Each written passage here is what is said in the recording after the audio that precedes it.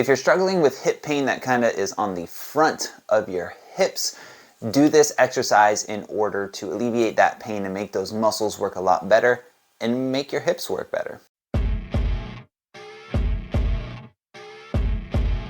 Dr. Nicholas Mercer with You Improved PT. So a lot of people have this restriction in the front of their hips, their hip flexors, and we've all heard, your hip flexors are tight, your hip flexors are tight, that's why your back's hurting, that's why you're having this hip pain in the front. That's where we come into a problem with the word tight.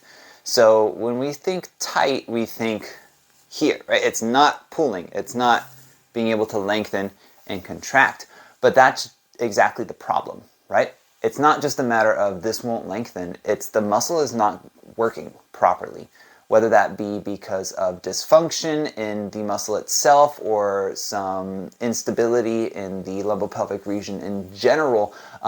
We want to refer to that more like dysfunction, right? So what do we do when something's dysfunctional? We get it working the way it's supposed to work. That may involve some stretching techniques, that may involve some strengthening techniques, and it can get it can become a lot if you've got all these different exercises that you're trying to do. I'm going to show you one way that we can both start to get some activation through those hip flexors, some proper activation so we can get them contracting properly, and also a stretch that will allow that muscle to lengthen properly. So instead of just making tight muscles loose, we're making dysfunctional muscles work the way they're supposed to. So the way we're going to do this is kind of an alteration or an adjustment to a basic hip flexor stretch. So a basic hip flexor stretch, you start one knee down, one leg up. And normally what you would do in a conventional hip flexor stretch is just lean forward, get the booty working a little bit to squeeze and feeling a pull in the front here, right? But we're going to change it a little bit. We're still going to get that pull here.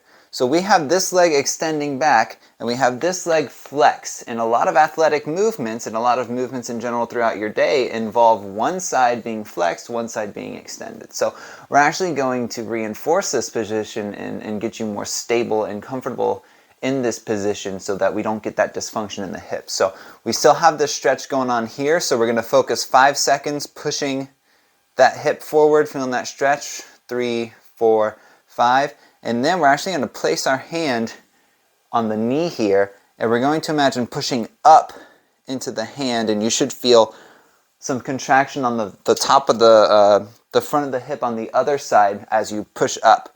We'll hold 1, 2, 3, 4, 5. Go back to this side, push forward, 1, 2, 3, 4, 5. And now this side, pushing up into your knee, 1, 2, 3, 4, 5. So you'll feel a couple of things when you push up. You'll feel your stomach contract a little bit, getting some core stability, and you'll also feel those muscles in the front of the hip here, okay? So we'll do that for about 10 repetitions and then switch sides here. Okay, so now this other side is going to be pushing forward. Hold 1, 2, 3, 4, 5. Put the hand here, push up into that hand. Hold 1, 2, 3, 4, 5. Push 1, 2, 3, 4, 5. And push 1, 2, 3, 4, 5. All right, and again, do that about 10 times. And that will improve not only the quote-unquote length and strength of your hip flexors, but most importantly, it will help them work how muscles should work. They should be able to contract, they should be able to activate, they should be able to relax. Especially when we have this athletic position where we have one leg in front, one leg behind. Where does it happen a lot? Just walking, stair climbing. You're actually in that position more than you would think. Get those hip flexors working the way they're supposed to decrease some of that pain and stress that you may be having in the front of your hips or even in your lower back. Now, if you'd like more information on how to finally end hip pain, go to youimprovept.com. We have a lot of free information from blog posts, different pages to just offer you more information and advice on finally getting rid of that hip or lower back pain.